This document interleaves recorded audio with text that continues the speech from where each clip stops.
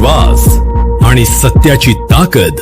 MB news, आपली बातमी, आपलं सत्य. परळी वैजनाथ येथील प्रसिद्ध वैद्यनाथ मंदिरात दर्शनासाठी येणाऱ्या भाविकांची संख्या दिवसेंदिवस वाढत आहे. मात्र दर्शन पास घेण्यासाठी रोखीचे बंधन का, असा सवाल आता भाविकांकडून उपस्थित केला जात आहे.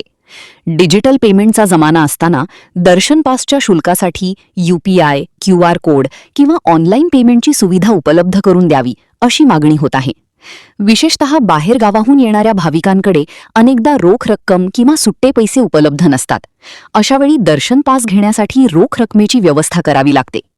जर दर्शन पास काउंटरवर स्कॅन करा आणि पेमेंट करा अशी सुविधा उपलब्ध करून दिली तर भाविकांना मोबाईलवरून काही क्षणात शुल्क भरता येईल. यामुळे भाविकांची गैरसोय दूर होण्यासोबतच व्यवहार अधिक पारदर्शक आणि सुलभ होण्यास मदत होईल.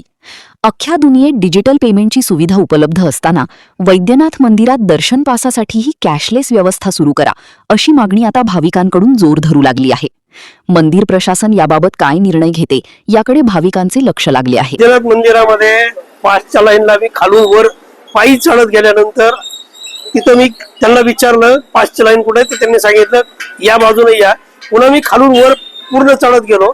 वर गेल्यानंतर त्यांना म्हणलं मला पासच्या दर्शनाला जायचं आहे.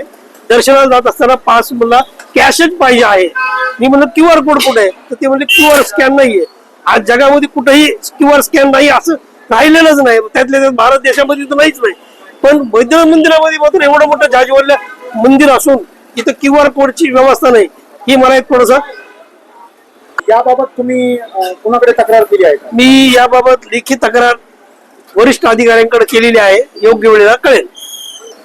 एकतर QR कोडची मागणी आहे, जिथं दर्शनासाठी QR कोड पाहिजे आणि लोकलच्या लोकांना दर्शनासाठी लोकलचं आधार कार्ड घेऊन त्यांची दर्शनाची लाईन वेगळी असावी.